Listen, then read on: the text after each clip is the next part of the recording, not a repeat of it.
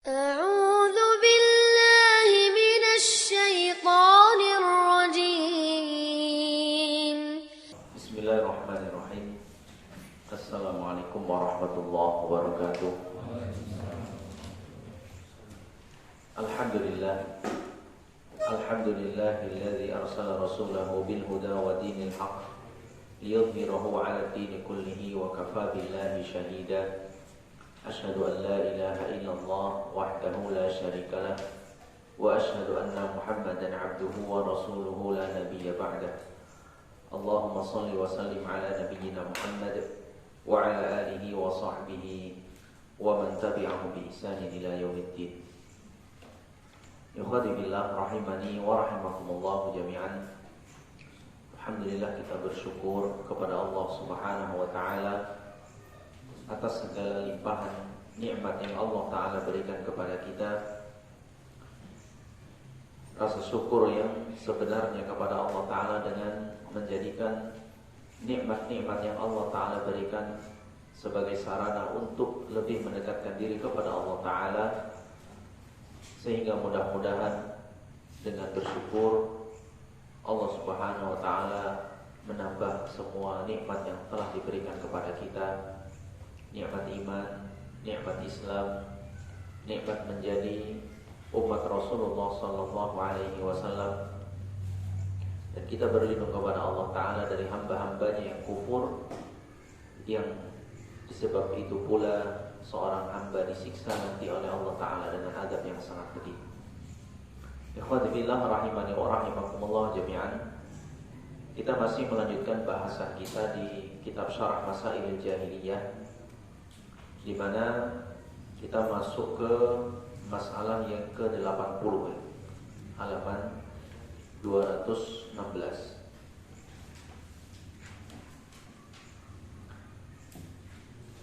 Bismillahirrahmanirrahim. Qala al-muallif rahimahullahu ta'ala ghuluwuhum fil ashkhas. Sikap ghulu mereka terhadap tokoh-tokoh. Sikap ghulu atau sikap berlebihan, melampaui batas dalam menghormati orang lain, ya, sesama manusia. Ini adalah sifat ghulu terhadap tokoh-tokoh. Al-mas'alatu tsamanuna, masalah yang ke-80, ittikhadhu quburi anbiya'ihim wa salihihim masajid. Menjadikan kuburan para nabi mereka dan orang-orang soleh mereka sebagai masjid. Menjadikan kuburan nabi-nabi mereka dan orang-orang soleh mereka sebagai masjid. Ikhwati fillah rahimani wa rahimakumullah jami'an. Pembahasan ini sebenarnya sudah kita lewati di awal-awal kitab ini, membahas tentang bagaimana sikap ghulu secara khusus, ya, sikap ghulu secara khusus kemarin yang ini dilakukan oleh orang-orang Yahudi dan orang-orang Nasrani, juga diikuti oleh orang-orang Arab jahiliyah di masa itu, ya, di masa jahiliyah. Nah, ini dikhususkan lagi di sekarang, di akhir-akhir kitab ini juga kemudian disebutkan kembali terkait pengkhususannya, menjadikan kuburan, ya, menjadikan kuburan para nabi, kuburan orang-orang soleh menjadi masjid. Menjadi masjid maknanya di sini adalah tempat sujud, tempat sholat, sehingga mereka sholat di sisi kuburan-kuburan orang-orang yang mereka anggap sebagai orang soleh, apakah itu para nabi ataupun orang-orang soleh dalam penilaian mereka. Ikhwati billah rahimani wa rahimakumullah jami'an. Rasulullah sallallahu alaihi wasallam bersabda dalam hadis yang dikeluarkan oleh Imam Muslim, "Inna man kana qablakum kanu yattakhiduna al-qubur masajid. Ala fala tattakhidul qubur masajid."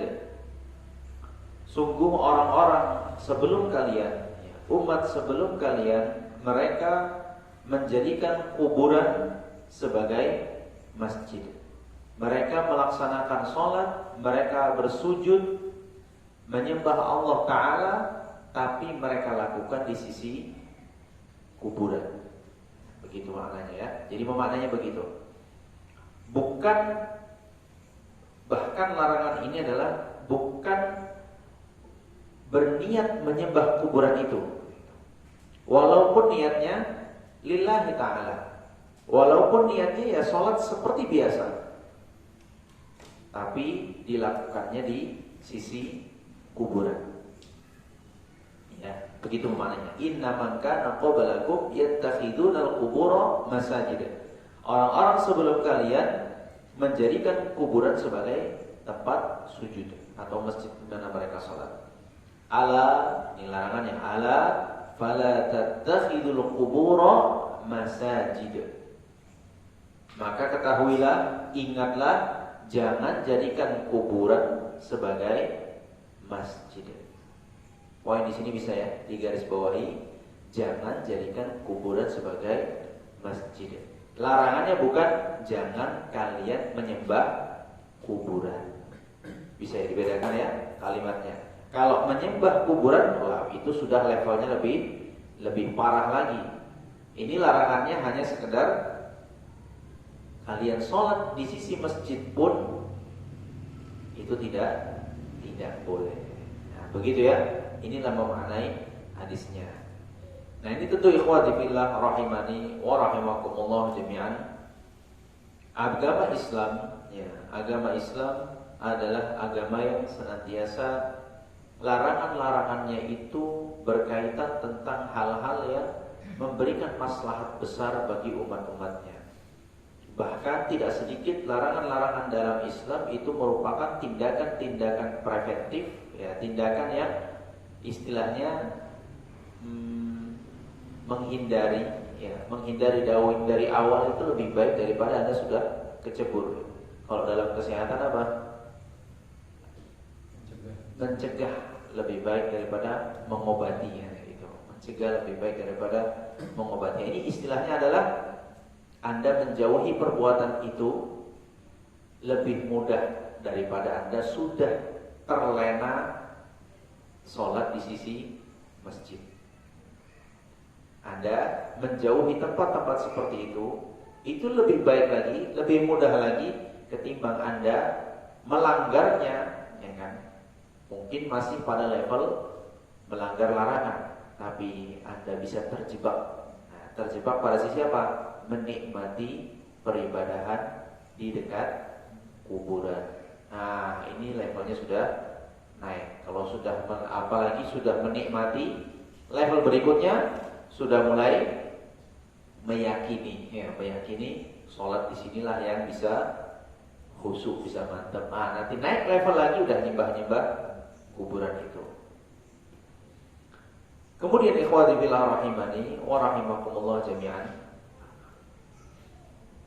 Ini juga merupakan tindakan preventif, ya, tindakan pencegahan jangka panjang. Jangka panjang. Kita perhatikan yang dilarang oleh Rasulullah SAW waktu itu siapa? Para sahabat. Itu yang dilarang. Yang dilarang itu para sahabat, bukan kita sekarang karena kita nggak jumpa. Jelas khitab ini, ya, yang diajak bicara langsung oleh Rasulullah SAW adalah para sahabat. Sementara para sahabat kualitas imannya itu dibandingkan kita, ya Masya Allah, mereka adalah murid-murid Rasulullah SAW 13 tahun belajar tentang akidah. Gak sehari dua hari duduk bersama Rasulullah SAW mendapat nasihat dari beliau. Gak sekali dua kali mereka dengarkan ayat, berikut penjelasannya, tahu sebab turunnya, faham kandungannya, tahu cara pelaksanaannya. Itu bukan satu dua ayat. Bersurat-surat itu mereka sudah faham semua itu. Di sisi lain, kecil sekali kemungkinan para sahabat itu jatuh dalam perbuatan syirik. Dengan level itu ya, dengan level itu mereka sudah belajar, mereka sudah tahu ayatnya, tahu pelaksanaannya langsung dari Rasulullah SAW. Sudah sangat mendalam mereka belajar tentang tauhid itu. Namun kata-kata ini yang keluar dari Rasulullah SAW. Ala fala tattakhidul qubura masajid. Ketahuilah, jangan kalian coba-coba ambil kuburan itu menjadi tempat sholat kalian. Artinya apa? Ini tindakan preventif jarak jauh. Yang Rasulullah SAW khawatirkan berarti bukan para sahabat. Itu beliau udah gak khawatir. Mereka itu sudah paham, ya, mendalam pemahamannya tentang tauhid. Tapi yang beliau khawatirkan adalah orang setelah mereka. Ya kita, salah satunya adalah kita sekarang ini. Orang setelah mereka yang beliau khawatirkan. Begitulah Allah Subhanahu wa Ta'ala mengajarkan kepada Rasulnya, dan begitulah Rasulullah SAW mengajarkan kepada umatnya. Berpikirlah jauh ke depan. Jangan hanya selangkah dua langkah ke depan, tapi berpikirlah jauh ke masa yang akan datang. Apa akibat dari perbuatan hari ini? Apa akibat dari kata-kata yang diucapkan hari ini? Begitu memang seorang mukmin selalu berpikir. Bahkan kita berpikir jauh lagi. Nanti gimana setelah kematian? Apa yang akan saya dapatkan ketika dibangkitkan? Apa yang akan saya dapatkan, surga atau neraka? Begitu jauh kita diajarkan untuk cara berpikir. Maka sifat seperti itulah seorang beriman. Selalu berpikir jauh ke depan. Ya, jadi bukan hanya untuk yang hari ini saja. Ya kan, ala udah biar aja. Katakan aja kayak begitu, ucapkan saja begitu, peduli amat, ya kan? Resiko besok biarin aja besok kan. Udah buat aja hari ini kan. Kita buat aja hari ini, biarin aja. Orang tersinggung kah, orang sakit hati kah, mereka berantem kah, segala macam. Udah biarin aja, itu kan urusan besok. Yang penting hari ini beres. Hati-hati dengan yang seperti itu. Kadang kata-kata Anda hari ini atau perbuatan Anda hari ini bisa jadi akibat buruknya Anda akan dapatkan besok, lusa, pekan depan, bulan depan. Ya. Kalau keburukan itu hanya menyangkut urusan dunia kita saja, ya, misalnya kehilangan bagian dari harta, ya, kehilangan dari urusan dunia ini tidak seberapa. Dunia masih bisa diganti. Kalau cuma urusan bisnis, keputusan Anda hari ini merugi Anda bulan depan, Anda masih bisa berusaha lagi.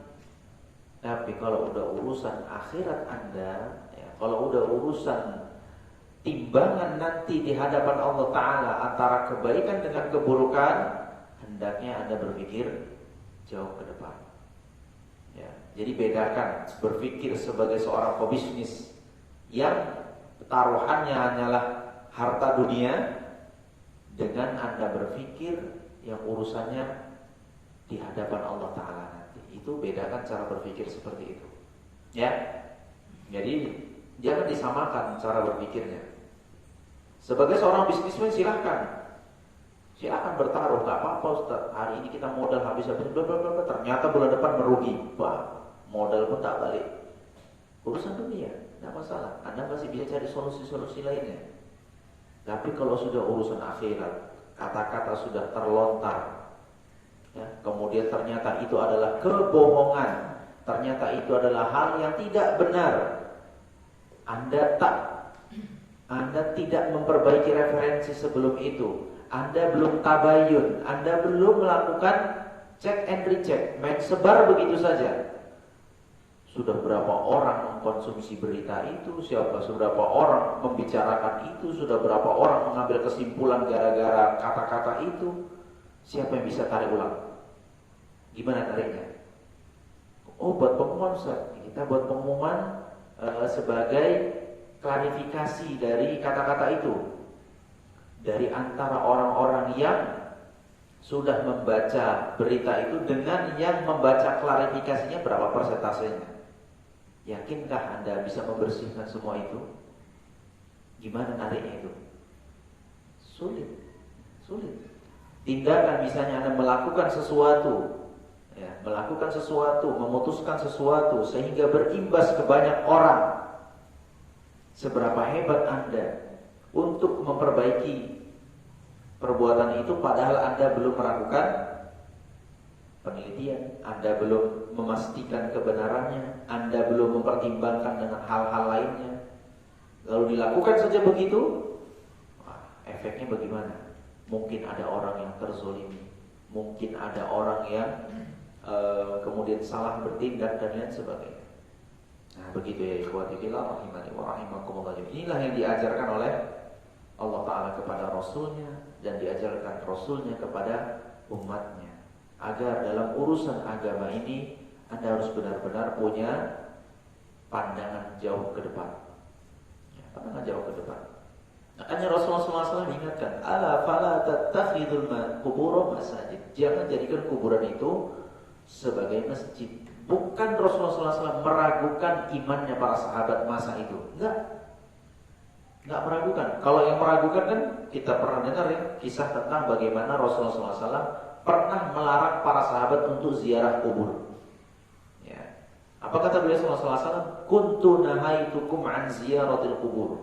Dulu saya pernah melarang kalian untuk ziarah kubur. Nah, memang masa itu Rasulullah SAW masih meragukan para sahabat.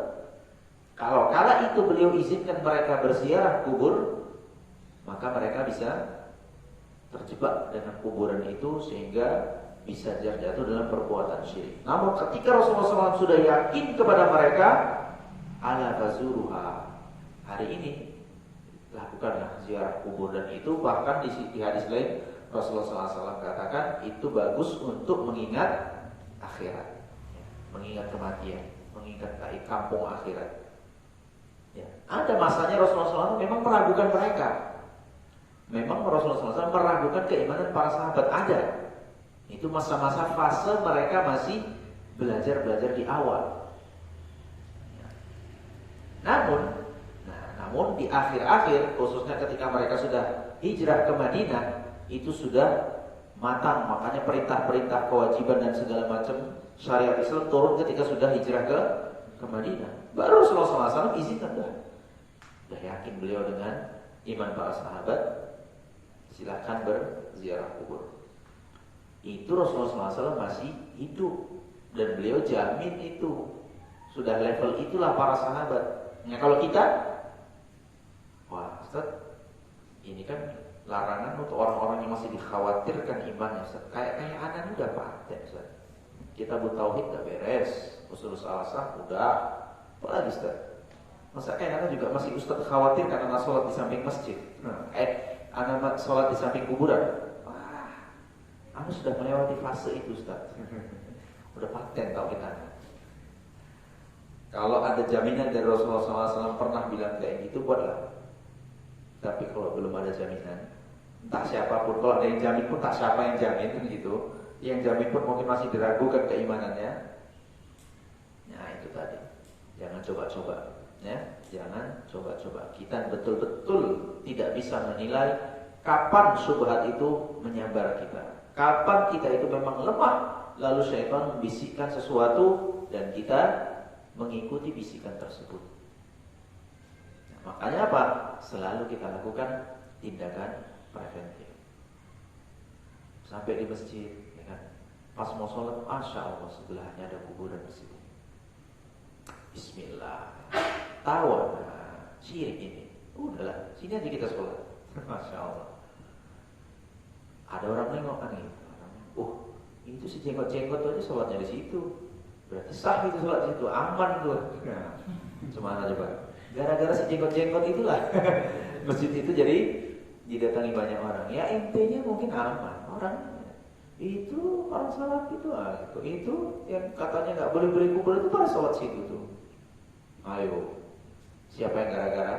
Siapa yang bikin gara-gara? Dan Rasulullah SAW kan Man dalla ala khairin falahu mithlu ajri fa'il. Siapa yang menunjukkan kebaikan, maka dia mendapatkan ganjaran seperti yang melakukannya. Dan sebaliknya, siapa yang mencontohkan keburukan, man sanna sunnatan sayyi'atan fil islami, siapa yang membuat contoh keburukan di dalam Islam, dia pun akan dapat dosa yang sama.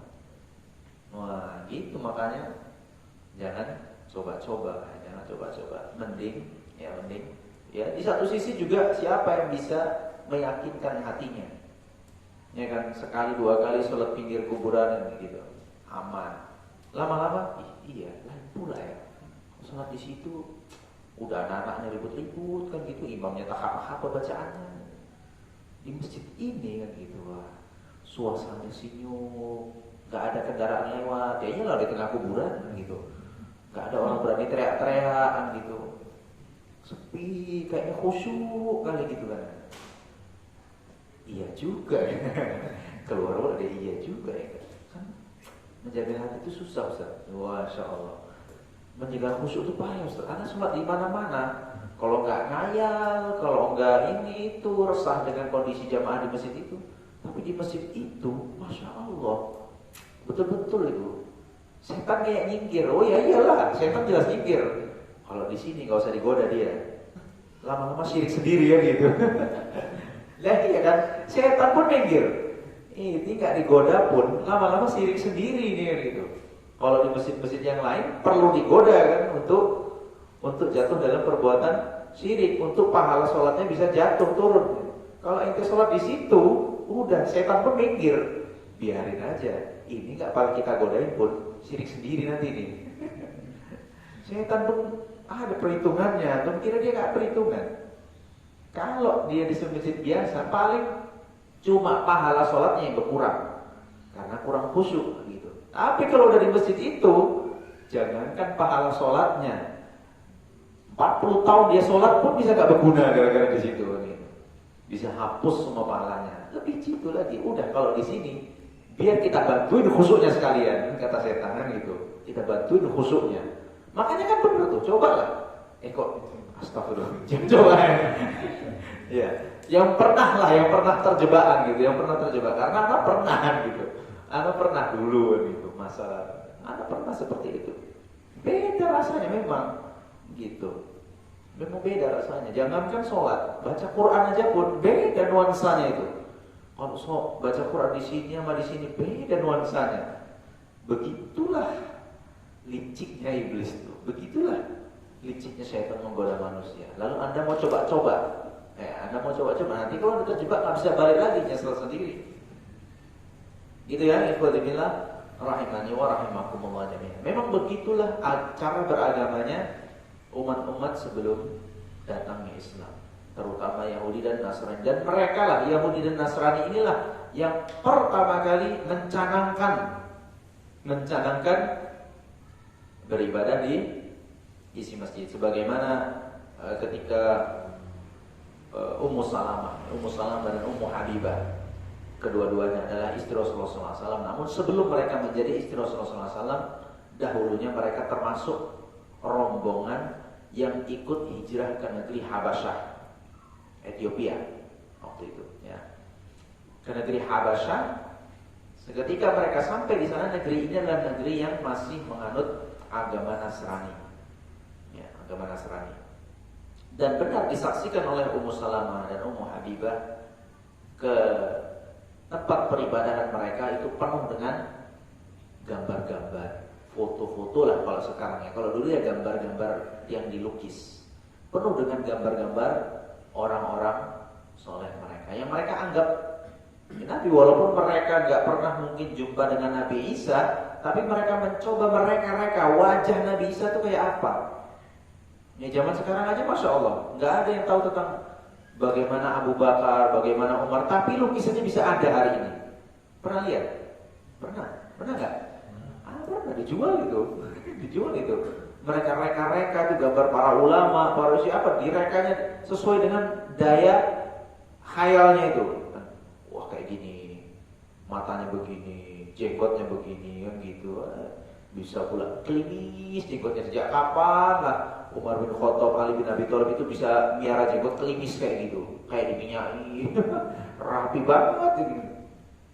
Itu daya khayal mereka. Makanya kadang beli 4 foto yang sama dari sumber yang berbeda, bentuknya bisa beda gitu. Oh, rupanya Ali bisa beda.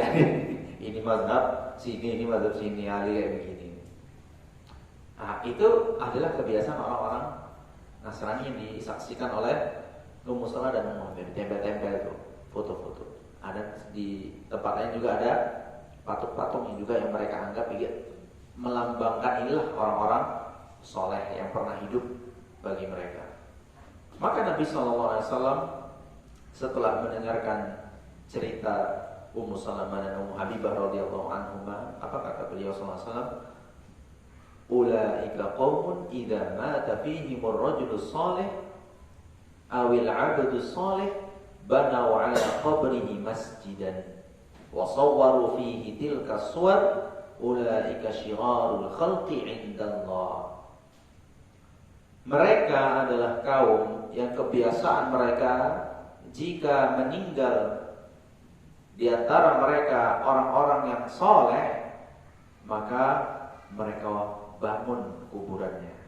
Mereka dipugar kuburannya, dan itu dijadikan tempat sholat.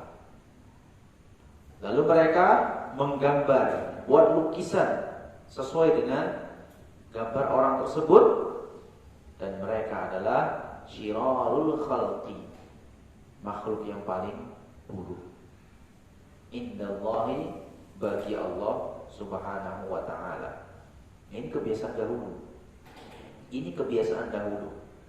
Maka siapapun yang hari ini umat Muhammad melakukan hal itu, pada hakikatnya mereka tidak mengikuti ajaran Rasulullah SAW. Sebenarnya mereka mengikuti ajarannya orang Nasrani, cuma nggak mau dibilang Nasrani aja. Tapi cara mereka beribadah mirip. Cara mereka beribadah mirip. Nabi SAW tak pernah mengajarkan kita kemudian masjid itu dibangun dekat kuburan. Ustaz, itu Masjid Nabawi sebelah-sebelah itu sama kuburan Baqi kan?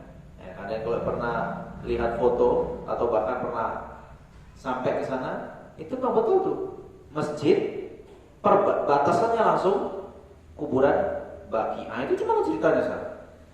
Dekat tuh Masjid Nabawi itu dengan kuburan Baqi. Jauhnya gimana?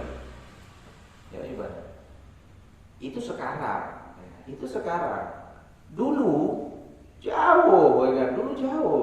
Ibarat ini masjid Nabi, tuh kuburannya itu kuburan Gangaman sana tuh. Dulu jauh. Sini ke kuburan Gangaman berapa menit kalau jalan kaki? 10 menit lah paling ya kan. Nah, itu tak percaya, coba berdiri dari pondasi awal Masjid Nabawi yang asli, lalu jalanlah ke kuburan Baqi. Jauh jalan kakinya itu. Ya memang saking luasnya, karena memang gak ada bangunan selain itu, kayaknya dekat. Kuburan Gangaman itu terasa jauh karena kita belok-belok gitu. Kalau ditarik lurus gak seberapa. Nah begitulah. Tapi karena perluasan dan itu halamannya aja tuh berapa ratus meter, antum kira, cobalah diukur tuh, nggak percaya. Panjang, jauh. Cuma memang areanya jadi kayak dekat karena perluasan Masjid Nabawi, dan itu juga dilakukan oleh para raja yang hidup dari masa ke masa. Itu juga yang tidak diridhoi oleh para ulama. Tapi gimana? Raja tetap raja. Ya sama ketika mereka jadikan kemudian akhirnya kuburan Nabi itu terlingkup di dalam, itu juga mau gimana? Para ulama menentang, tapi ya tetap saja para raja begitulah tingkah lakunya. Namun kita tetap patokannya adalah apa yang diajarkan oleh Rasulullah SAW, bukan perbuatan mereka. Ya, bukan perbuatan orang per orang. Gitu. Ya tetap yang kita jadikan patokan adalah yang disampaikan oleh Rasulullah SAW. Jadi tidak boleh kemudian bangun masjid Kenapa bangun masjidnya di sini? Ini pas di samping kuburan Syekh Fulan bin Fulan kan gitu. Ustadz Fulan bin Fulan. Tidak ya. Ini dihindari yang seperti itu. Kemudian ikhwati fillah rahimani wa rahimakumullah jami'an. Alasannya juga dulu kenapa mereka ya, pada titik kemudian menganggap mulia kuburan tersebut ya, orang-orang soleh ini. Apakah mereka dulu nawaitunya, niatnya itu menyembah kuburan itu? Juga enggak. Dulu motivasinya, kenapa semangat mereka sholat di dekat kuburan itu? Bukan mereka sembah-sembah kuburan itu, enggak. Jangan salah, jangan dipikir mereka sembah-sembah kuburan itu, tidak. Tapi mereka hanya jadikan kuburan itu sebagai wasilah. Ini cara berpikirnya yang salah. Mereka hanya menjadikan sebuah wasilah. Mereka menganggap diri mereka terlalu kotor. Mereka menganggap kalau mereka berdoa itu enggak didengar oleh Allah Ta'ala, maka mereka minta tolong sama orang soleh itu yang udah mati itu. Tolong bilangkan, tolong mintakan ampunku kepada Allah Ta'ala. Kau kan hamba soleh, aku hamba durhaka, kau aja yang doa gitu, insya Allah kabul. Ikhwati billah rahimani wa rahimakumullah jami'an. Kalau masih hidup orangnya, tidak masalah. Orang masih bisa hidup, ya kan? Masih bisa diajak bicara, minta tolong didoakan, silahkan. Ini ceritanya orang udah mati, dan kita tahu, ya, kita tahu siapa yang didoain, yang udah mati atau yang sudah masih hidup. Yang ada adalah yang hidup mendoakan yang sudah mati, bukan yang udah mati mendoakan yang hidup. Karena yang mati ini yang lebih butuh doa, karena amalnya sudah putus. Amalnya sudah putus. Dia yang seharusnya butuh minta didoai, bukan yang hidup. Nah, kan udah terbalik-balik tuh kan. Udah terbalik-balik ceritanya. Nah, begitulah yang mereka lakukan. Motivasinya, alasannya, ya memang gak mengibadah. Makanya kalau dibilang kau sembah kuburan itu ya gak akan dapat. Mana ada orang nyembah kuburan kecuali memang sudah terlalu parah, ya kan? Terlalu parah melencengnya. Karena memang orang sesat itu dimulai dari sedikit, lama-lama melenceng ya itu. Lama-lama kuburan pun disembah. Tapi untuk yang awal-awal, yang masih pemula-pemulanya, yakinlah, gak akan mereka langsung mengatakan saya sembah kuburan itu. Gak ada. Motivasinya itu tadi. Ya sama kayak sebagian orang juga mengatakan lebih tentram, lebih nyaman, ya kan. Kemudian juga dekat-dekat sama orang soleh, kan ikut ketularan soleh dan lain sebagainya alasannya.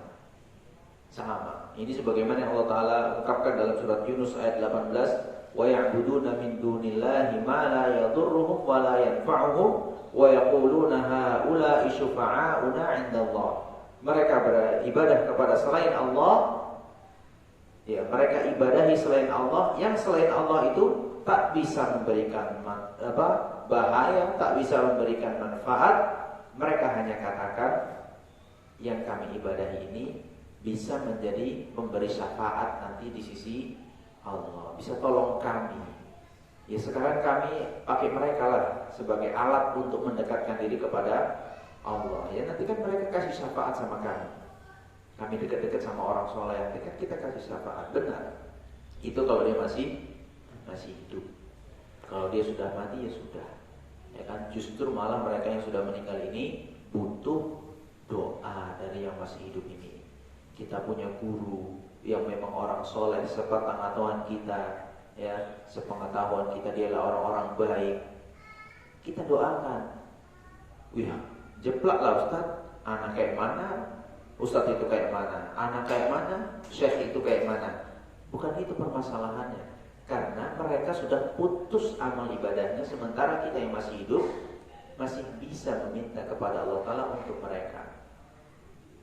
Gitu ya. Misalnya waktu mau doain siapa? Ini sekarang kita baca kitab yang disusun oleh Syekh Muhammad bin Abdul Wahab. Orangnya mana? Sudah meninggal kan gitu. Lalu kita doakan, ya Allah, ampunilah dosa Syekh Muhammad bin Abdul Wahab. Sungguh tulisannya ini memberikan manfaat banyak orang, ampunilah dosa-dosanya. Iya. Kalau dibandingkan siapa kita sama Syekh Muhammad bin Abdul Wahab, ya jelas kita, waduh, secara keilmuan jelas jauh beda kan gitu. Baina sama wa sumur itu kan, jauh antara langit dan bumi. Tapi ya kita tetap doakan. Tentu beliau walaupun kita nggak menjumpai beliau secara langsung, tapi beliau adalah guru kita, ya. Guru kita yang mengajari melalui tulisannya. Tulisan ini kan sebagai ganti dari ucapan, gitu ya. Jadi walaupun kita nggak bertemu beliau, pada hakikatnya kita adalah murid-murid beliau juga. Mendoakan mereka agar diampuni oleh Allah Subhanahu wa ta'ala. Bukan sebaliknya kita cari-cari kuburannya di mana ya kuburan Syekh Muhammad bin Abdul Wahab ini ya, biar kita baca kitabnya di samping kuburannya gitu. Ini keblinger nanti ya, nanti keblinger jadinya.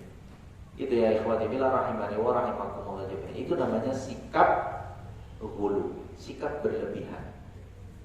Ya, seharusnya menyikapi orang soleh yang sudah meninggal itu adalah mendoakan mereka juga, memohon ampunkan untuk mereka. Mungkin ada dosa yang mereka belum taubat, mereka belum diampuni. Kalaupun mereka sudah diampuni secara keseluruhan, maka permohonan ampun ini pun akan menaikkan derajatnya, menambah derajatnya di sisi Allah Subhanahu wa ta'ala. Begitu, itu seharusnya sikap terhadap orang yang sudah meninggal, bahkan dari kalangan orang-orang soleh. Jadi bukan malah minta-minta beribadah di dekat kuburannya. Inilah yang namanya ghulu. Sikapnya sudah lewat batas, ya, sikapnya sudah kelewat batas. Begitu ikhwati billah rahimani wa rahimakumullah jami'an. Dan sikap ghulu ini ya banyak bentuknya. Bisa membangun di atas kuburan itu, atau sekedar pasang-pasang lampu, ya kan, atau sekedar pasang-pasang tirai, ya kan, buat tulisan-tulisan di sini dikuburkan orang soleh, ini makamnya mbah-mbah gitu, atau sekedar dikasih tanda, macam-macam lah bentuknya ya. Intinya adalah agar kuburan itu dihormati. Dan sebenarnya kuburan itu semua sama, kuburan itu semua sama. Begitu ikhwati fillah rahimani wa rahimakumullah jami'an. Sama juga, apakah mesti antum mau doain orang tua yang sudah meninggal? Apakah mesti harus di samping kuburannya? Sehingga datang cari kuburannya, nah, diri di sebelahnya. Maksud ziarah kubur yang diperintahkan Rasulullah SAW, apakah seperti itu? Tidak. Maksud ziarah kubur yang dianjurkan Rasulullah SAW adalah ziarah kubur mana aja. Ente jalan lewat gang Bangunsari itu kan, apa kuburan? Inginlah mendoakan mereka kan gitu.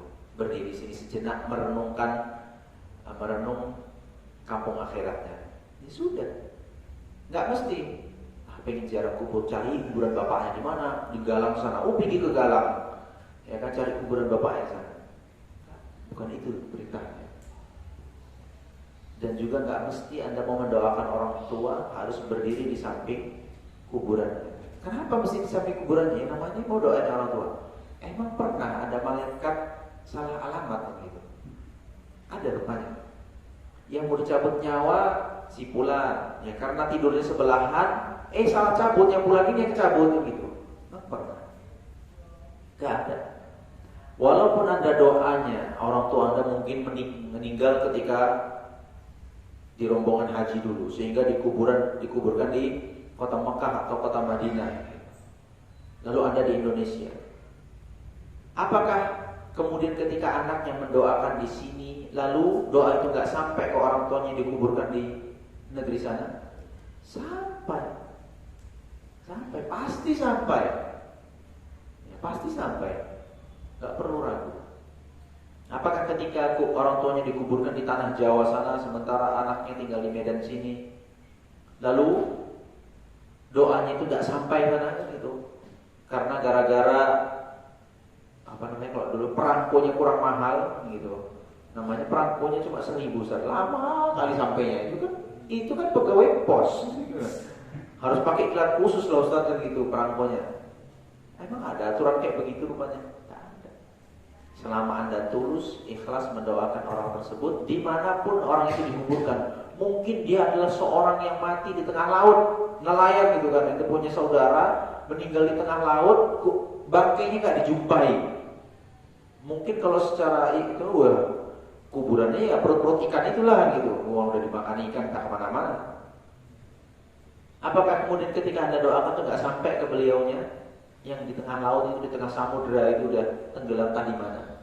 Sampai Allah Ta'ala maha tahu di mana hamba itu berada. Dan memang di sisi Allah Ta'ala nyawa mereka itu sudah kembali kepada Allah Ta'ala. Dan Allah Ta'ala akan sampaikan doa-doa dari orang-orang yang hidup ini kepada mereka. Begitu ya ikhwatillah rahimani wa rahimakumullah jami'an. Baik, berikutnya adalah poin berikutnya al-ghuluwu fi atharil anbiya. Berlebihan ya, sikap ghulu terhadap peninggalan para nabi. Ya. Sering ya dengar ya, rambut nabi, kan? Sendal nabi, baju besi nabi, ya kan? Yang mereka sendiri pun nggak bisa pastikan apa betul itu rambutnya Rasulullah SAW. Rasul bahkan udah 1000 tahun lebih loh jarak dari meninggalnya beliau sampai hari ini. Masih yakin itu rambut Rasulullah SAW? Atau hanya orang tas apa-apa? Udah dianggap aja rambut Nabi, tutup, jangan boleh dibuka, nggak boleh tes DNA gitu, nggak boleh tes forensik, nggak boleh. Karena kalau begitu seperti rupanya rambut bukan rambut Nabi. Ya kan bisa kan, dengan keilmuan sekarang kan sebenarnya bisa dites itu. Tapi apakah boleh itu dites tuh rambutnya katanya rambut Nabi itu berani diuji? Janganlah, ketahuan nanti bohong ya kan gitu. Baju besi katanya itu topi perangnya Nabi, pedang segala macam lah, wallah alam. Yang disebutkan oleh orang-orang ahli sejarah sendiri pun itu sebenarnya sudah tidak ada lagi peninggalan Nabi yang tersisa hari ini, karena sudah berlalu masa. Dan memang para sahabat itu nggak gemar pula koleksi-koleksi yang begitu-begituan. Di masa Nabi benar, waktu Nabi itu masih hidup mereka ada berebut gitu. Kalau Nabi potong rambut ya kan, kemudian Nabi pakaiannya mungkin di zaman itu ya, zaman beliau masih hidup. Tapi sepeninggal Nabi itu nggak ada lagi para sahabat pikirkan itu. Nggak ada lagi mengenang-enang gitu kan. Ada riwayat dari sahabat, kalian tengok nih, cerita sama muridnya, ini rambut Nabi ini, kusimpan sampai hari ini. Mana riwayat sahabat yang anggar nyimpen rambut Nabi kayak gitu? Ada nggak? Para sahabat yang begitu? Nggak ada. Begitu Nabi meninggal sudah. Ada nggak istri-istri Nabi kemudian mengumumkan, ini loh, di piring inilah Nabi Rasulullah SAW makan, ini piringnya ini. Ada nggak? Padahal istrinya terus punya peninggalan itu ya, punya. Nggak pernah di bantal ini nih Nabi tidurnya, ini selimutnya gitu. Nggak ada. Yang mereka abadikan apa? Kalamnya, kata-katanya, cerita tentang kisah hidupnya. Itu yang mereka abadikan. Adapun benda-benda peninggalannya udah hilang. Makanya banyak mempertanyakan keaslian barang-barang itu. Sehingga Anda pernah dengar salah seorang ustadz atau siapalah gitu di Indonesia ini sangat bangga sekali dia mendapatkan sehelai rambut Nabi Sallallahu Alaihi Wasallam yang dia simpan. Ya Allah. Kalaupun benar ya, kita katakanlah, kalaupun benar rambut itu rambut Nabi Sallallahu Alaihi Wasallam ya, karena kita juga menurut ustadz juga nggak punya bukti kan gitu.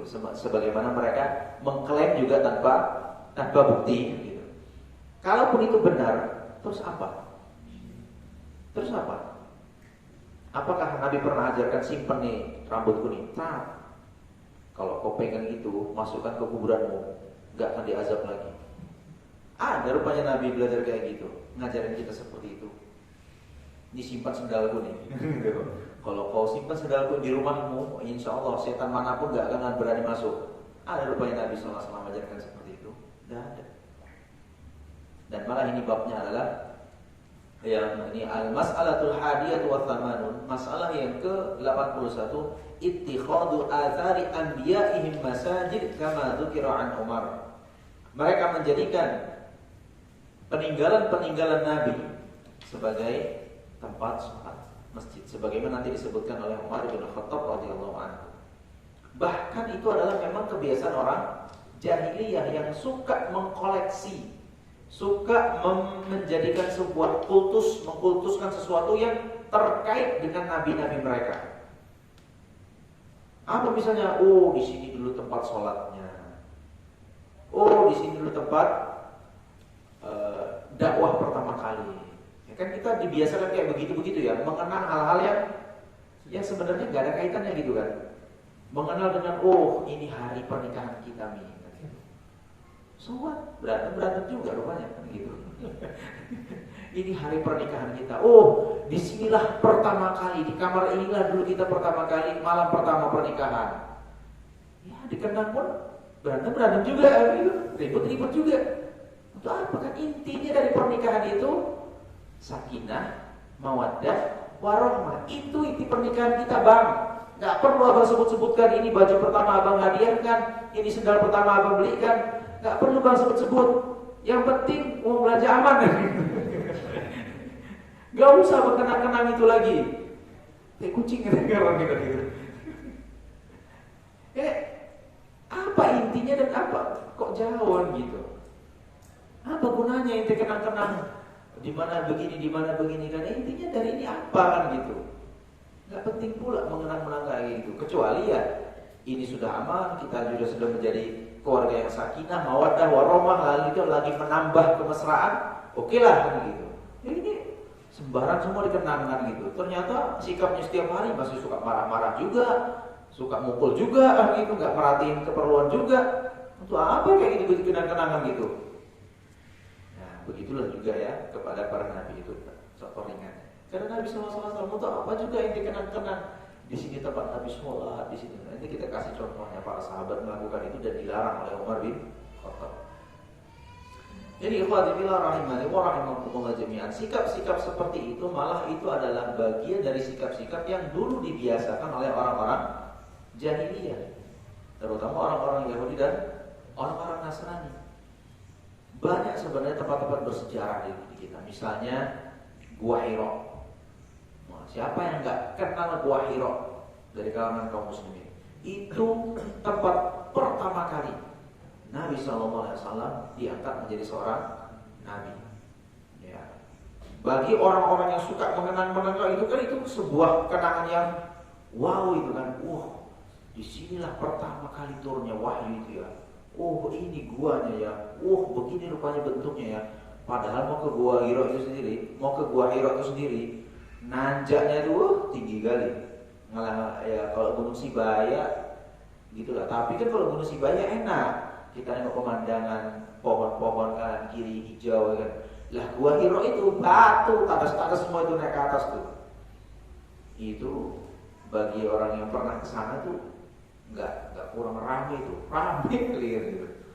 Yang ya kalau sekedar napak tilas bahasa sekedar napak tilas pengen nampak, nggak masalah gitu. Asal jangan berniat ibadah aja. Yang parah ini kan sampai sana sholat 2 rakaat di sini. Wah ini kan tempat turun wahyu ini pasti ada keutamaan nih sholat di sini. Sholat lu sini kan. Betapa lu sini 40 hari kayak Nabi kan itu. Lebih parah lagi. Perhatikan itu adalah tempat bersejarah. Nabi pertama kali turun wahyu di sana.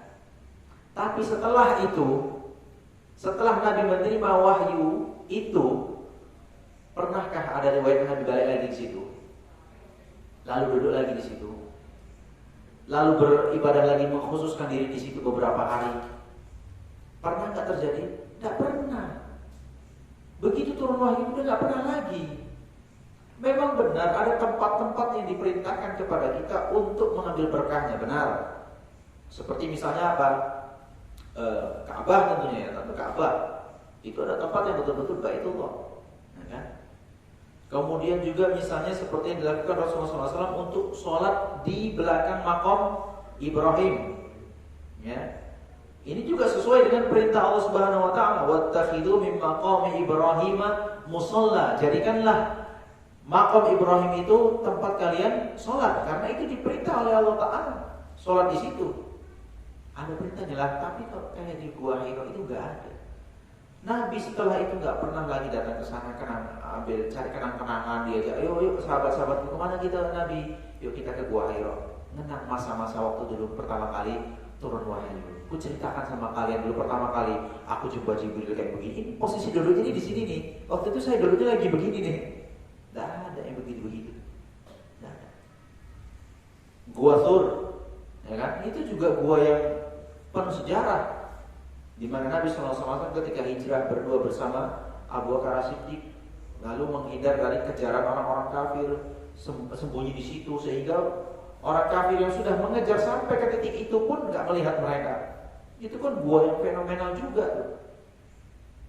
Apa ada kemudian Nabi SAW lalu jalan-jalan sama para sahabat, yuk kunjung-kunjung gua Thur ya. Sana nih, saya akan ceritakan gimana posisi duduknya, di mana Abu Bakar tuh disengat oleh kalajengking itu, ya kan? Wah, gimana cara duduk kami berdua gitu, gimana praktek orang kayak polisi apa tuh? Olah TKP. Gak ada lagi terjadi begitu-begituan, gak ada. Gak pernah, ya udah, itu hanya menjadi sebuah cerita dan tidak ada fadilah sedikit pun dari tempat itu. Makanya ikhwati fillah rahimani wa rahimakumullah jami'an. Ketika Umar bin Khattab, ya, Umar bin Khattab memperhatikan ada sebagian orang-orang sepeninggal Nabi SAW yang coba-coba melakukan itu. Ya. Apa yang mereka lakukan? Jadi ketika jemaah haji berangkat haji dari Mekah ke Madinah waktu itu, ada sebagian mereka itu yang kemudian mengenang masa Bai'atur Ridwan. Bai'atur Ridwan, kisah Bai'atur Ridwan, Bai'at Ridwan.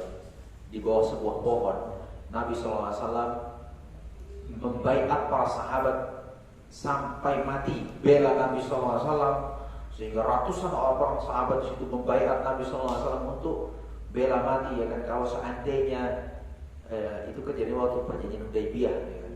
Waktu mereka diancam oleh orang-orang Quraisy untuk tidak boleh masuk kota Mekah. Dikira akan terjadi perang karena Utsman bin Affan yang diutus masuk ke Mekah nggak keluar-keluar gitu. Dikira mereka ini sudah dicincang di Utsman, ya udah kayaknya mau perang ya. Di situ terjadi bai'atul ridwan. Itu sangat dikenal oleh para sahabat tuh. Itu kejadian betul-betul sumpah setia bersama Rasulullah SAW sampai mati bela beliau. Sehingga pohon itu masih ada tuh sepeninggal Nabi SAW. Pohon itu tuh masih ada. Dan sebagian mereka itu kenang-kenang tuh, ini pohonnya. Disinilah dulu posisi Nabi dan kita menjabat beliau sebagai sumpah setia kita. Apa yang dilakukan Umar bin Khattab? Potong pohon itu. Potong pohon itu, kata Umar. Apa kata beliau? Innama ahlaka man kana qablakum annahum tatabba'u athar anbiya'ihim. Sesungguhnya yang membuat binasa umat-umat sebelum kalian, yaitu terjatuh dalam perbuatan syirik gara-gara apa? Begini nih, mengikut-ngikut peninggalan-peninggalan atau memuliakan peninggalan-peninggalan nabi-nabi mereka. Dipotong pohon, makanya sekarang nggak ada lagi. Kalau waktu itu dibiarkan oleh Umar bin Khattab, niscaya pohon itu akan dikeramatkan. Ya bisa jadi pohon di tengah padang pasir itu kan umurnya kadang panjang, gitu kan. Selama dia dirawat, panjang tuh umur pohon. Gitu. Anaknya mungkin bisa tarik tulasnya tarik kemarin gitu. Ini anaknya pohon yang Bai'atur Ridwan ini bisa mahal tuh di Indonesia tuh. Anaknya gitu. Lompong aja bisa mahal, apalagi anak pohonnya. Ini tunasnya ini diambil bibit dari pohonnya, wah bisa viral itu kalau zaman sekarang tuh ya. Masya Allah. Itulah hikmahnya kenapa itu Gua Hira kalau bisa diruntuhkan itu. Tapi ya namanya batu semuanya, mana meruntuhkannya? Di atas pula gitu. Itu begitu. Jadi pohon itu waktu itu dipotong oleh Umar. Itulah namanya tindakan preventif. Maka itu juga lah Nabi SAW ya perintahkan kepada Ali bin Abi Thalib ketika mereka Fathu Mekah, ya kan, ketika sudah ditaklukkan kota Mekah, apa salah satu perintah Rasul misinya? Ratakan semua kuburan. Ratakan semua kuburan. Kuburan apapun yang dibangun di atasnya dikasih tanda-tanda khusus, ratakan semuanya dengan tanah. Itu misinya. Karena apa? Kalau itu nggak diratakan, nanti akan ada lagi. Karena kan memang kondisi orang-orang Islam yang di Mekah waktu itu adalah newbie, orang Islam baru masuk Islam. Ketika ditaklukkan kota Mekah lah, mereka kemudian ada yang mau nggak mau harus masuk Islam. Kalau nggak ditawan kan gitu, atau enggak menjadi bayar pajak kepada kaum muslimin. Mau nggak mau mereka masuk Islam, dan tentu akidahnya masih lembek, belum kuat, belum kokoh. Maka misi Rasulullah SAW ratakan semua bangunan kuburan ini, agar mereka jangan terpaut lagi dengan kuburan, jangan ada lagi kenang-kenangan dengan masa-masa syirik mereka dulu. Jangan ada lagi. Makanya kalau taubat, udah sisa-sisa peninggalan tuh hajarkan semua. Dulu jimat ini bakar ya kan itu. Sayang Ustaz, cantik bentuknya Ustaz. Ya, anak udah gak yakin lagi Ustaz sama bentuknya. Ini keris kecil kayak gini dulu dia gak yakin dulu untuk apa ya, biar nampak ganteng di depan orang kan gitu. Ini pelet Ustaz. Tapi kan anak udah ngerti Ustaz, udah ngerti. Anak gak mau lagi dipercaya sama. Cuma bentuk ini kok itu Ustaz, keris kok kecil kan kayak gini, imut ya Ustaz. Anak simpen ya Ustaz, kenang-kenangan. Jangan. Campakkan, bakar, musnahkan. Gitu. Ini Ustaz, ini dulu anak buat sabuk nih Ustaz. Dulu anak kalau percaya, anak kalau pakai sabuk ini kebalan Ustaz, gak bisa dibacok. Jangan nabung ya Ustaz, sayang ini tulisannya unik gitu kan. Kok ada tulisannya begini-begini aja, anak simpen ya Ustaz ya. Jangan. Musnahkan. Kalau ente betul-betul mau taubat, nanti ya gak tahu iblis katakan kan. Tadi kau sebenarnya mau kena bacok itu kan, karena masih kau kantongi itu, gak kena bacok jadinya. Jadi lagi kan, balik lagi. Gitu. Begitu juga alat-alat maksiat. Misalnya dulu pernah punya alat-alat yang digunakan untuk bermaksiat kan gitu. Udah sih simpel. Kenapa Ustaz, sayang ini kan gitu. Apa misalnya? Ada dulu gitaris Ustaz. Gitar ini Ustaz, yang buat ini dulu udah meninggal Ustaz kan gitu. Kalau mau buat gitar kayak gini lagi udah gak ada lagi nih Ustaz kan gitu. Ini senarnya diambil dari mana kan gitu. Kayu ini Ustaz, wah mahal semua Ustaz. Biar Ustaz, nggak ada pakai lagi, ya. Mana mau lagi gitu. Tahu hukumnya haram. Panjang aja. Kalau nggak masuk gudang Ustaz, sekali pengen tengok-tengok aja. Jangan. Udah, kilo kan? Kilo kan Ustaz?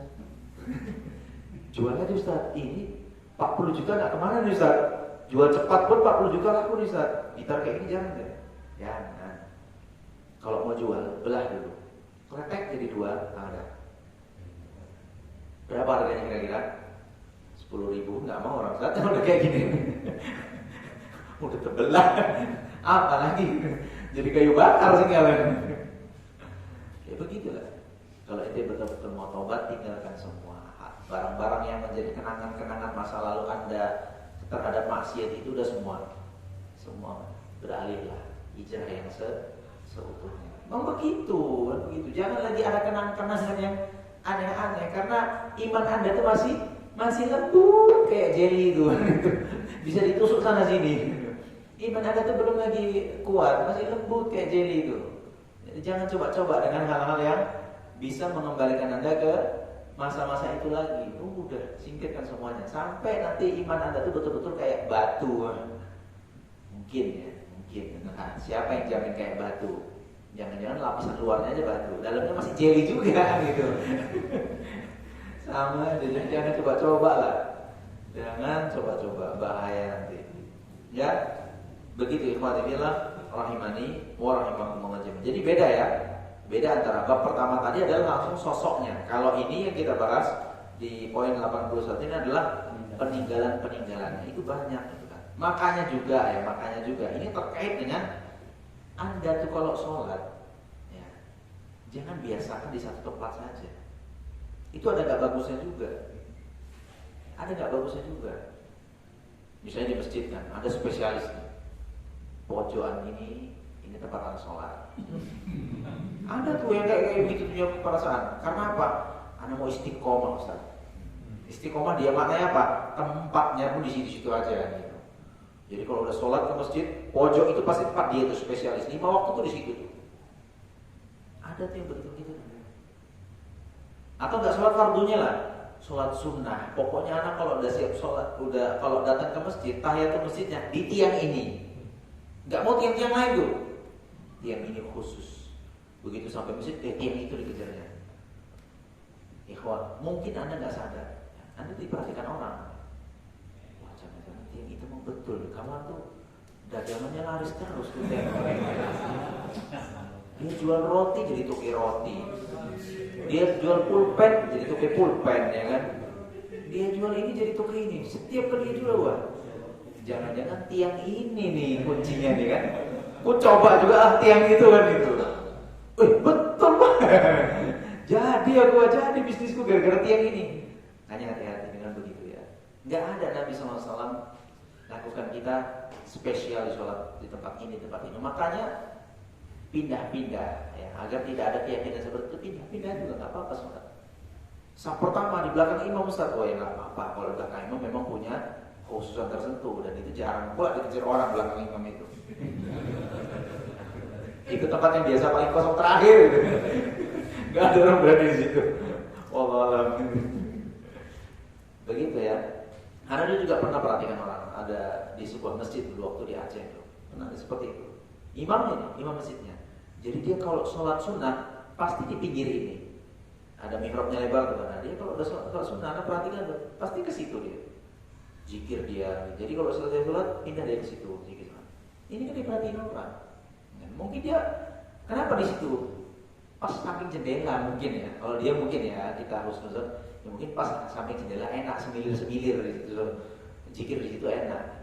Tapi orang lain kan pandangnya beda. Apalagi kalau udah urusan keduniawian kan. Iya, imam itu nggak kerja gitu ya. Macam aja kan itu. Nah, dari mana duitnya? Jangan-jangan tuh di situ tempatnya tuh. Korek-korek duitnya tuh. Sehingga dia meninggal, wah aku yang giliran sholat jadi sekarang kan gitu. Nah itu hati-hati ya. Ini salah satunya, itulah asar gitu.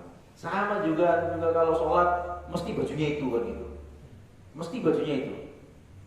Kalau dia sholat mesti bajunya itu. Ini jangan-jangan bajunya ini kan. Ini bajunya gak berkah ini. Kok tengok dia kalau sholat bajunya itu aja. Dia nggak tahu kan. Mau baju cuma dia yang cantik kan gitu.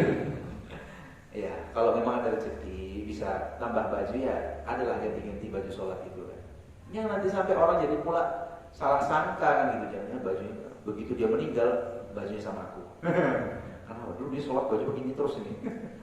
Ini ada keramatnya baju ini. Nah, jangan sampai ada begitu. Jadi, jangan Anda mengkhususkan sesuatu dalam hal ibadah tentunya ya, dalam hal ibadah yang memang tidak ada pengkhususan di sana. Nah, itu bahaya. Walaupun secara umum boleh-boleh saja gitu, tapi ada kekhawatiran. Maka pikir-pikirlah panjang loh. Kalau jualan ada istiqomah dari dulu, dari mulai jualan di situ sampai tua di situ ya nggak masalah gitu.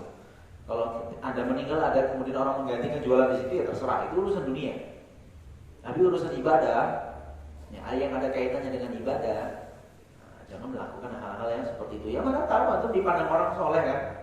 Mana tahu antum dipandang orang soleh kan gitu ya. Kadang-kadang kan antum walaupun kita begini-begini, karena satu gang itu paling soleh juga kan gitu. Walaupun begini-begini kan gitu. Walaupun begini-begini, pas-pasan begini, tapi ukuran satu gang udah dianggap paling soleh kan gitu. Menunjukkan sedikit kali kita kan gitu. Satu gang itu paling soleh. Jadi kalau ditanya orang siapa yang paling rajin sholat, si fulan gitu. Siapa yang rajin ngaji, si fulan gitu. Siapa yang anaknya fulan gitu. Semua menunjuknya ke satu orang gitu. Ya atau gitu-gitu mungkin paling soleh satu gang kan gitu. Satu gang itu paling soleh. Jadi bersikap itu pun jangan melakukan hal-hal yang memang gak ada tuntunannya. Gitu ya kan. Itu ikhwatillah rahimani wa rahimakumullah jami'an. Ya, jadi harus bisa pilah-pilah mana hal-hal yang memang bisa kita lakukan dan itu tidak berbahaya dengan keyakinan orang, dan mana hal-hal yang memang urusannya umum. Lagi pula seperti Nabi SAW itu sifatnya banyak kebetulan. Kenapa di Gua Hira ya, waktu itu dekat dengan Makkah dan tempat itulah yang menurut beliau bisa lebih khusyuk ya, karena beliau belum menjadi seorang nabi waktu itu, belum menjadi seorang nabi. Kenapa juga Gua Thur itu kebetulan aja, memang areanya putar lewat situ dan itulah gua yang ada di tempat itu untuk bersembunyi ya, kebetulan gitu. Kenapa di bawah pohon itu terjadinya bai'atul ridwan? Ya karena memang pas posisinya kumpulnya di situ ya, pas Nabi berdiri di bawah pohon itu ya udah gitu kan. Jadi bukan karena ada spesial dengan pohon itu, ada spesial dengan gua itu, tidak ada. Kebetulan gitu. Jangan kemudian dikait-kaitkan dengan hal ini. Kan orang Indonesia kadang ada ilmu baru di sini kan, spesialis apa? Cocokologi. Cocokologi katanya kan gitu. Apa dikait-kaitkan gitu kan? Wah ini kan aku buka ayat ini, tengok lah Ustaz. Aku buka ayat ini, pas paling atas, pas sama nasibku sekarang.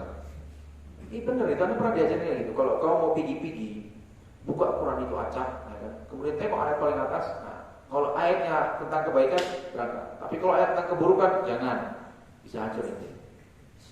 Pas pula kadang-kadang pas pula, gitu. Kadang-kadang pas pula gitu. Walaupun nggak pasnya sering kan gitu, tapi yang pas itu yang diingat gitu. Itulah cocokologi gitu. Mengkait-kaitkan, wah malam ini tanggal berapa, hari apa, suasana kayak mana, pas ini akan turun apa, waduh ribetnya, ribet. Begitu ikhwati fillah rahimani wa rahimakumullah jami'an ya. Jadi jangan mengkait-kaitkan hal yang memang tidak disebutkan dalam Al-Quran maupun hadis Rasulullah SAW terkait dengan tempat, terkait dengan waktu. Jika tidak ada tuntunannya dalam Al-Quran maupun hadis Rasulullah SAW, semua itu sama ya, semua itu sama. Tidak ada perbedaannya antara tempat ini dan tempat itu ya, waktu ini dan waktu itu, kecuali yang disebutkan dalam Al-Quran dan hadis Rasulullah SAW. Tapi demikian, ikhwati billah rahimani wa rahimakumullah jami'an, mudah-mudahan bermanfaat.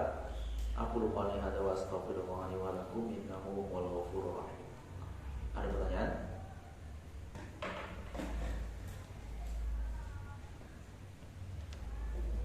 Jika tidak ada, kita cukupkan. Kita tutup majelis ini. Subhanakallahumma bihamdik, asyhadu an la ilaha illa anta, astaghfiruka wa atubu ilaik. Wassalamualaikum warahmatullahi wabarakatuh.